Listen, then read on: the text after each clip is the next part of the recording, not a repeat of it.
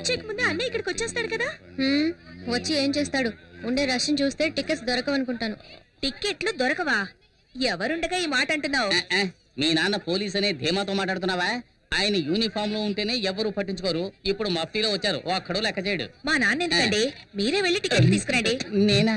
అవును, ఇప్పుడు ఈ ఊళ్ళో మీరు ఎక్కడికెళ్ళా గౌరవిస్తారు కదా. అవునవును, అందుకని ఇటువంటి చిన్న పనులు చేయాలని ఆలోచిస్తున్నారు. నేను హడావులో చెక్ బుక్ తీసుకురాలేదు. మీ నాన్నడి కొంచెం క్యాష్ తీసుకొస్తాను. నాన్నా నాన్నా, ఏంటమ్మా? ఓ 500 ఇవ్వండి, మీ అల్లుడు అడిగారు. తీసుకో. ఇదిగో తీసుకోండి, త్వరగా వెళ్ళండి.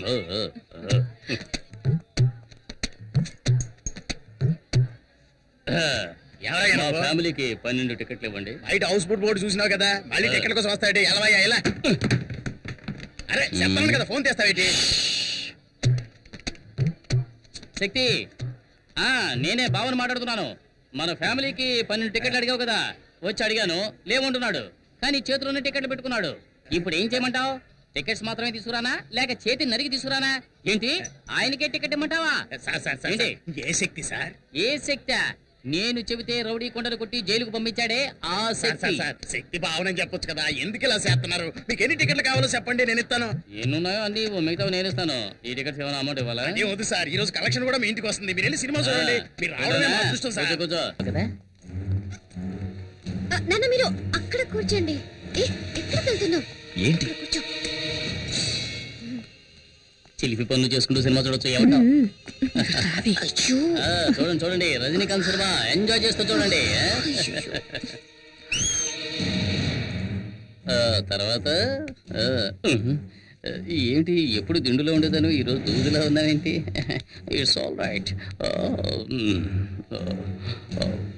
బొగ్గ మీద అందంగా సొట్టుండేది, ఈ రోజు ఏంటి పెద్ద హోలు పడింది?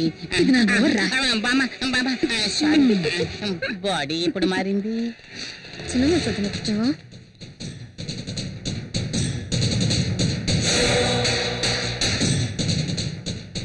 ఏ దివ్య, నువ్వు ఈ సీటుకి రావే, నాకు కనిపించట్లేదు. అడ్జస్ట్ చేసి చూడమా. నువ్వు కాస్త హైట్ గానే ఉన్నావుగా, రైట్.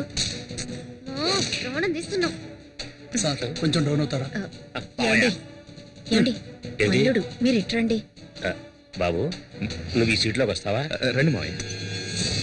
హలో, కొంచెం డౌన్ అవుతారా?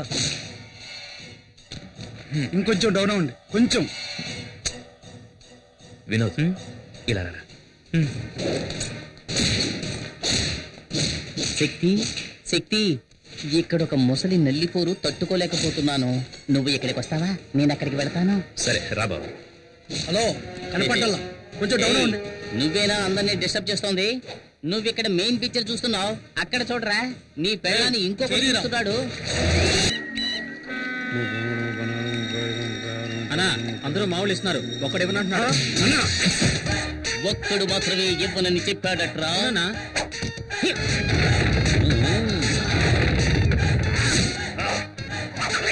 ఏమైంది? ఉంట బాలేదా? మా వాళ్ళు వచ్చి అడిగితే మామూలు ఇవ్వనని చెప్పావట కదరా? అవును అన్నాను. కష్టపడి బతకలేవా? నలుగురు రౌడీలు అంట పెట్టుకుని రౌడీజం చేస్తున్నావు, సిగ్గులేదు? రౌడీలను పెట్టుకుని మ్యారేజ్ చేయడం అంటే అంత ఈజీ అయిపోయిందా? అందులో ఉండే కష్టం నీకు తెలుసా? ఇంతకు ముందంతా గుండు కొట్టిస్తేనే వాడు రౌడీరా, కానీ ఇప్పుడంతా పంకు పెట్టుకుంటున్నారు. దీనికి సన్సిల్క్ షాంపూ, పారాచూట్ కొబ్బరి నీరంటూ ఒక తలకు మంత్రి 2000 ఖర్చు అవుతోందిరా. అంతేకాదు, ఇప్పుడు చెవులు కుట్టించుకుని కమ్మలు పెట్టుకుంటేనే రౌడీకి మార్కెట్ భయపడుతున్నారు. అందుకనే చూసావా, ఒక్కొక్కడికి కాసు బంగారంతో చెవికి కమ్మలు చేయించాను. అందులో నువ్వు ఎదోకే చుముకి కావాలట.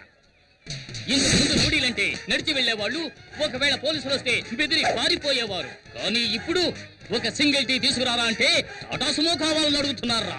దానికి డీజిల్ ఖర్చు ఎవడిస్తాడ్రా? అంతేకాదు, ఇంతకు ముందు పెసరట్టు చిల్లగారిస్తే చాలు చేత్తో బళ్ళాలు పట్టుకునేవారా. కానీ ఇప్పుడు చికెన్ బిర్యానీ కావాలని అడుగుతున్నారా. అందులోనూ లెగ్ పీసులు లేవంటే మూడౌట్ అవుతున్నారు.